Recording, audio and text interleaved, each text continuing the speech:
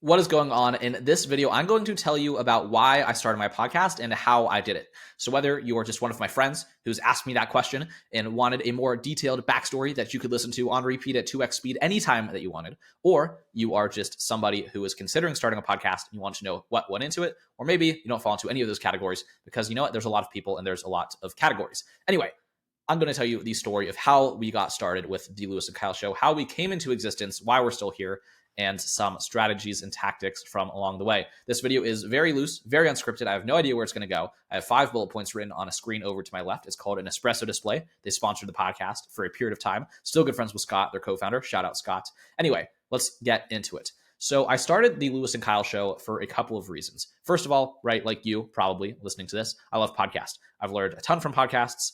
I have changed my life because of podcasts that I listen to that gave me amazing ideas. I've created friendships by bonding with people over podcasts. They're great. They're incredible. It's an amazing medium. They're so fun to listen to when you're in the car, when you're at the gym. Doesn't matter. Anyway, we love podcasts. Now that that's out of the way, we're still here and we don't have a podcast yet. I had been listening to podcasts pretty consistently since like 2019, 2018. And Kyle was a friend of mine who I met and kind of, like I said, had bonded over podcasts, deep conversations, right? When you meet someone in real life, in the meat space, in physical reality, who shares your internet interests, right? Who follows the same accounts on social media, who is aware of your same niche influencers, who gets the weird stuff that you say and says, I do that too, then you really gravitate towards that person. So when I went to the University of Alabama for college, where it was very, very popular to like a sport called football, American football, not rugby, not soccer, football. We were very good at it at the time I went there. There's this coach. His name is Nick Saban. He's apparently like the best coach of all time. I'm kind of acting ignorant for no reason, maybe for comedic effect. I'm fully aware that Nick Saban's like one of the greatest coaches of all time, and that the Alabama football team in 2017 through 2021, the years that I was there, absolutely a legendary run. And I went to some of the games and had a very fun time. But anyway, I had no interest in talking about that at Alabama. I was like, I can go into a coffee shop, I can go into a classroom, and people are going to ask me about this. It's like if you're vegan and you're at a restaurant and you're like, hey, can you make sure that this thing's vegan? Everyone at the table is going to be like, why are you vegan? And then you're like, I want to talk about anything other than the fact that I am vegan right now. Just that's kind of how going to Alabama felt. It was like, you're a stranger, blah, blah, blah. Or like not really people at Alabama, more so people outside of Alabama. Like you're on a vacation and people are like, oh, you went to Alabama. Did you like the football? And I'm like, I didn't go there for the football. I went to college to learn stuff, to make myself a professional, to like prepare my mind for the adult world where you have to be valuable to make money. And I'm currently 18 and don't know how to be valuable nor how to make money. I could not be bothered to talk about this football team one more time. Again, they are, if you are just making an independent study of leadership, of high performance, the Alabama football team is absolutely fascinating. I think Nick Saban as a leader, as a coach, is a fascinating individual. The fact any high performance group I think is worth studying. I'm just saying myself personally, the sports of football was like the least thing I was interested in college. Okay, I understand that. You understand that. Let me talk about podcasting. So when I met Kyle, someone who like magically was also not interested in football to the extent I was, and someone who like was interested in the same people online, right? The cliche, the Tim Ferriss, the Ryan Holiday, the Cal Newport. He was like, I know who those people are too. I was like, oh my God, you know who those people are too. That is amazing. We're immediately best friends. And that's kind of realistically how the story went. And then I went to Thailand for study abroad, and Kyle joined a fraternity. And when I came back, Kyle was like, Lewis, you'll never guess what happened. I met a few other people who also like the stuff that we like. And I was like, I guess we're getting dinner every week for the rest of time. And then the rest of time lasted until the pandemic, air quotes, pandemic. We all have our own opinions about what really happened. I'm just going to air quote it and say pandemic means different things to different people. Lots of air quotes. And so anyway, point is, I left Alabama. I went back to my parents' house in Nevada, which is where I'm currently recording this video. If you're thinking I would buy that for a mattress in my own bedroom as a 24-year-old man, I would not. However, I am not taking it out of frame for this video for whatever reason. It's here. It's not my house. And basically, I was sent to this room, and it's a beautiful room without this. We actually didn't have that. We got awful comforter at the time. We had probably just a white one. And I was like, guess I'm doing the whole living from here and not being in school thing and the whole being stuck in my house for stuck, right? Air quotes around stuck because you could go outside, but spending more time at home than I had planned. And Guess this dinner group of 6 different people who moved to 6 different states, that's probably not going to work. Guess we're probably not going to be able to bring guest speakers to this. But Kyle, those conversations were so amazing. I wish I had them recorded and I want to keep doing it. How should we tackle this problem? Because we had basically, after the first 5 dinners, been like, the 6 of us, we're so interesting, we're so smart, whatever, but maybe we've kind of already ran out of things to talk about. We should bring in guest speakers. And no, if you're checking, you're not watching this video at 1.25 speed. I'm just talking at 3x speed for no good reason besides the fact that I'm animated. For whatever reason, because I'm happy, because I'm enjoying this, because I'm having fun. Okay. Which is how I felt at these dinners, which is why I wanted to do more of them, despite the fact that there was a pandemic that made me stuck in my house. Okay. So Kyle and I are like, we got bored of eating dinner with just the 6 of us. We started bringing in guest speakers. I brought in a rabbi. That was a phenomenal evening. We drank LaCroix. It was crazy. And then Kyle brought in his real estate mentor. You'll never guess. We talked about real estate and you'll never guess. It was amazing. And so Kyle and I were kind of strategizing, like, who do we bring in next? And if only we had these conversations recorded. And we're like, hey, remember how like we kind of became friends over this whole podcast thing and we kind of have nothing to do? And also separately, a kind of separate analysis, a very practical analysis of like, he and I had tried to start up together before, an e-commerce site called theproductivitystore.com. We might still own the domain. If anyone wants it, send me your bids. And didn't go very well because we didn't know what the hell we were doing. And that's pretty much why it didn't go well, because sometimes we don't know what you're doing. Things don't go well. So we said, let's do this podcast thing, because we get to record conversations, we give people a chance to talk to us, and it's just something to do. We started out with the name Quarantine's Curiosity. You'll know how naive I was at the time as to what was happening in the world. However, again, stuck in my house, whatever. Fortunately, we disbanded that before we published the first episode, which is a phenomenal move. I'm so proud of myself for thinking that, you know what, I might actually want to continue this longer than I'm stuck in my house. So what did we start out by doing? And this is where I'm getting into the 5 bullet points I wrote out, so I would have some sort of structure for this video for you. Number 1, we started with our personal network. We made it easy. Let me plug in my camera. Okay. We had started the podcast with our friends and our family because we basically realized we suck at this. We're not good yet. Who should we talk to? First guest was a friend of mine named David Sachs. He started a bagel stand at college. It was a food truck. And I'm like, that is so cool that like in college, you bought a food truck and you started it and you got it wrapped and you came up with a menu and you got it approved on campus and you were literally on campus selling bagels in the South. What a legend you are for doing that. And so I was like, I got to hear the story. Like, I want to know how you made it happen. I want to know how you got the truck, how you got the money for the truck, how you came up with the menu, how you got customers, all the things. I wanted to learn about that. And then we had our accounting professor. It was a class that Kyle and I had together at the time before we knew each other. It was just kind of a nice coincidence that we were in the same classroom. And she was amazing. She's inspiring. She's so much fun. She's so much energy. And I was like, why are you like this? How come all my other professors are really sad, but you're not? She gave all these reasons and we talked about accounting and kind of the importance of that. And that was really entertaining. And we kind of just went through the Rolodex, as they say. A Rolodex is like your contacts back in the analog world. And had a friend named Ethan Reeves who started a software company. He's like the smartest person I ever met in my whole life. Top 5, genuinely top 5. And I was like, Ethan, the software company you've made is inspiring. I'm in computer science. I want to learn how to do that. I want to run a tech company one day. Like, can I talk to you about how you did this? And we had another friend with another startup and kind of just, we didn't leave our personal network within the first 10 episodes. When I was in Thailand, I made friends with a rapper named Lil Kimchi. He's actually kind of blown up. If anyone's watching this in Asia, they're like, Lil Kimchi was Lewis and Kyle show episodes 1 through 10. Incredible. And talked to him about how he became a rapper, how he got all these followers. And then basically at the time, I was super interested in personal knowledge management, things like Rome research, things like Notion, things like the book, How to Take Smart Notes, which isn't behind me, but at one point was behind me in my life in that spot, which is why I pointed. It's not there anymore. Obviously, don't look for it. It's in Arizona, which is, I don't even know how to point in that direction right now. It's going to distract everybody if I try to point in the right direction for Arizona relative to where I'm currently sitting. Okay. And then we started with someone who I thought was a really interesting thought leader who put out cool tweets about personal knowledge management. He was involved in a project called the Minerva School, which is like an alternative kind of hybrid online education, study abroad, trendy thing that I thought was really cool. And I wanted to learn about that. And then after that, we started asking the guests for the people that they knew that were cool entrepreneurs, and it kind of cascaded from there. So in a nutshell, how it started. Myself and Kyle, we figured out the equipment, right? We started very quickly, like best podcasting platform, best podcasting microphone, bought a Yeti on Amazon. That was like $100. He bought one too. Not a crazy, you don't even need it. You can just use your AirPods. No one will care for the first 5 episodes. Use the first podcast thing that had the most positive reviews. It's called Simplecast. Was that the best decision? I don't really know, but it was a decision and now I have a podcast. And what the worst thing that could have happened is if I just spent too much time researching this stuff and didn't get started, that would have been terrible because then I wouldn't have had this podcast. I would have met all these amazing friends and learned all these things. And clearly I'm happy that I have done this and I want to be where I am right now. And I credit the podcast and everything that I've done in my past leading up to this moment, with me being in this moment now. Okay. So then after we had got the first 25 episodes, basically from our network or friends of people in our network, it was time to like get into the world and be like, okay, let's go for the people that we've been wanting to interview. And they're going to suddenly take us a little bit more seriously now because we have 25 episodes. Not that many people make it to 25 episodes. That's like, if you can make it to 25 episodes, game on, straight up game on. And I reached out to people that wrote books, that were the founders of software companies that I was a fan of. Like if I was really into this app called Freedom, which helps you to block distractions on your computer, which is something I still don't have the easiest time with because I'm distractible and high energy and whatever. These are stories I'm telling myself that I'm gonna have to think about later when I'm not trying to record a video. But anyway, I love that app. And I was like, I got to talk to the guy who made this. Send him an email. I was like, I'm Lewis. I've been doing this podcast. I'm studying computer science. I've interviewed all of these amazing people already.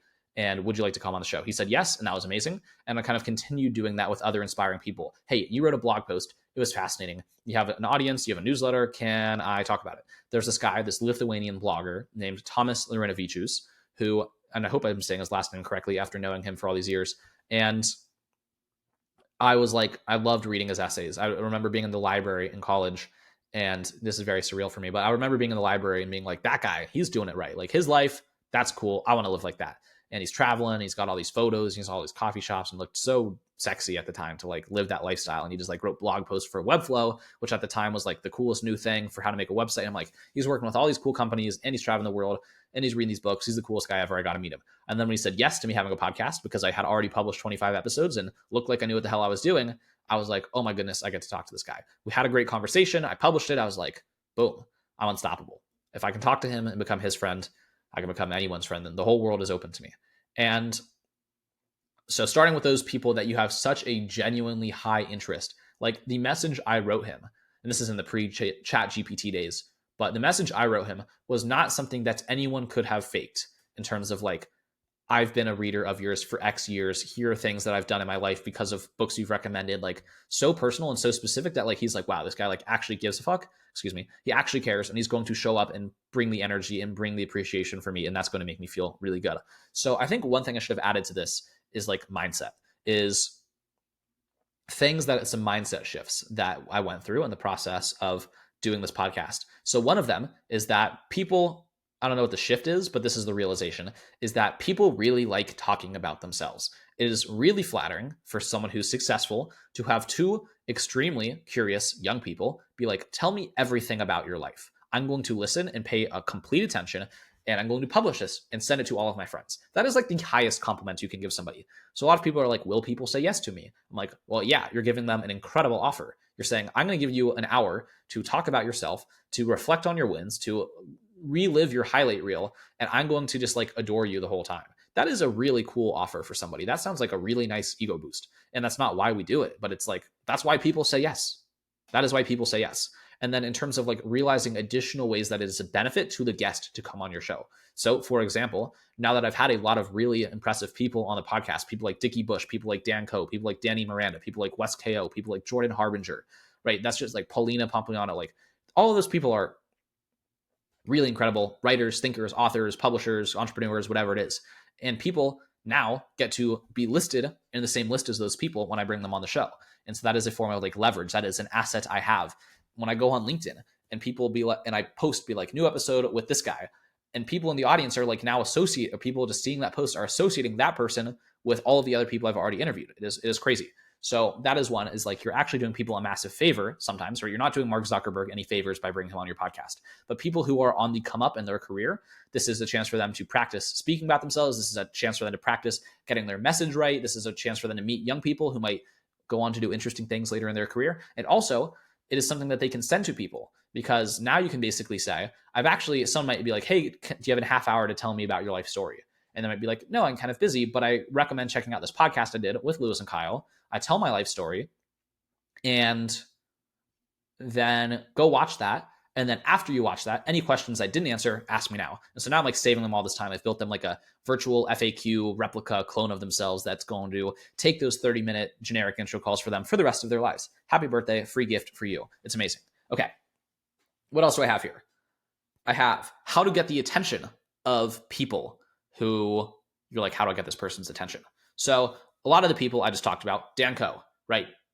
1 million followers on Instagram, 300,000 followers on Instagram. I said the word Instagram twice. 300,000 followers on Twitter. You send that guy a DM, he's just not going to read it. Not because of you, not because of him. It's literally just like the limitations of eyeballs during the day. Like there's literally too many to read. However, if you found a cell number, wait, I'm not encouraging you to find Dan Coe's cell number. I'm not encouraging you to do that. If you maybe got on his email list and you replied to his newsletter, there's probably fewer people replying to his newsletter on a daily basis than there are people sending him DMs on Twitter. There's probably fewer people sending replies to his newsletter than replying to his YouTube comments. And there's other ways of doing this. And so for a lot of people, especially people who are like not as big as Dan, this strategy works incredibly well. So for someone who's really big on Twitter, maybe their personal Instagram or their LinkedIn or their Facebook is something they check once a month, or maybe the contact form on their website, right? Maybe people like no one uses the contact form on your websites except to like spam you AI tools that aren't real. They're all spam. Everything on your so when someone actually sends a thoughtful contact form submission on their website, especially if they have a press kit, it's like how to book this person as a speaker. It's like just fill that out, even if like you're not planning on paying them, even if you're not planning on like filling the full rate, they might still say yes. You just don't know. So try one. That's 2 fingers. Try one to get their attention in multiple places. Try to get their attention in more than one place. Not like on the first day. That's a little needy. That's like, hey, I'm this super fan who came out of nowhere and is obsessed with you. But like, I sent you a DM on Twitter. You didn't reply. I followed up with you. You didn't reply. Maybe a week later, let me try Facebook. Let me try YouTube. Let me try your personal newsletter. Let me try the submission form on your website.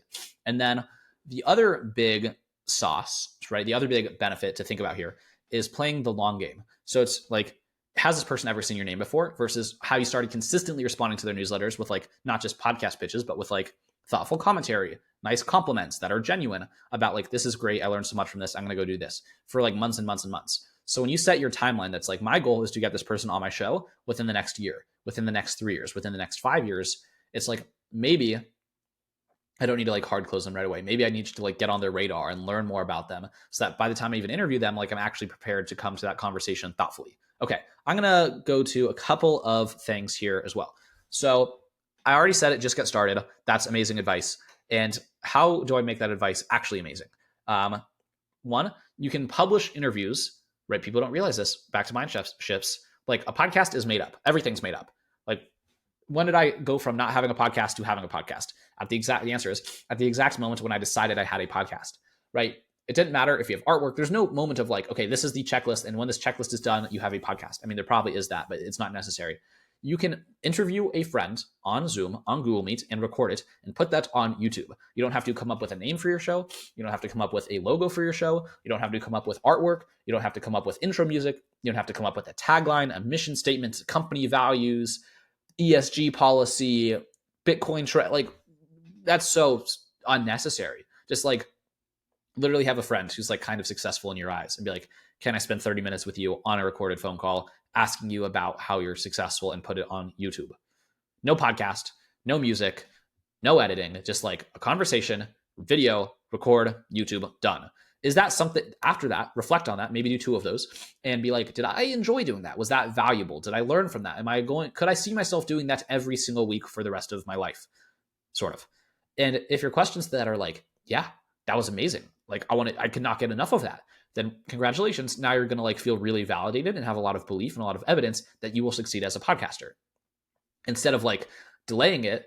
And right, you have now momentum, and momentum's critical. You have momentum that's like, okay, one, I've already figured out recording software. I've already figured out conversations a little bit, so I'm not gonna be nervous about it. I've already figured out a place to publish it, and you can, archive the original videos, start a new YouTube channel, and just every single week kind of slowly make it better. So having that long-term view and that iterative mindset will set you up for a lot of success in the long term. Couple other things. Setting a reasonable cadence. That's pretty straightforward. It's just like, don't expect yourself to do 5 episodes a week. You're going to burn out. It's better to do the same thing consistently for a long period of time. Okay.